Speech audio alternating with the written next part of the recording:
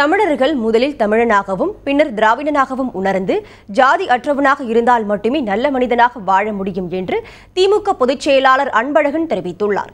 சென்னை பெரியார் திடலில் தந்தை பெரியார் முத்தமிழ் மன்றம் சார்பில் 3 நாள் திராவிட பண்பாட்டு விழா துவங்கியது. விழாவில் பேசிய அன்பழகன் தமிழர்கள் முதலில் தமிழனாக உணர வேண்டும் என்று கேட்டுக்கொண்டார்.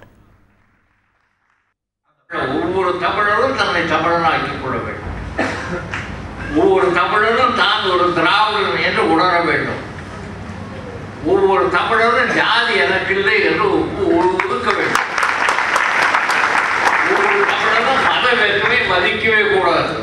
அடித்தட்டு பயங்கர மக்கள் வகையில் நம்மவர்கள் நம்முடைய உடன்பிறப்பு, ஆதி திராவிடன் நம்முடைய உடன்பிறப்பு, ஊரில் இருக்கிற வெட்டியால் நம்முடைய உடன்பிறப்பு, அந்த உணர்வு நமக்கு வேண்டும்.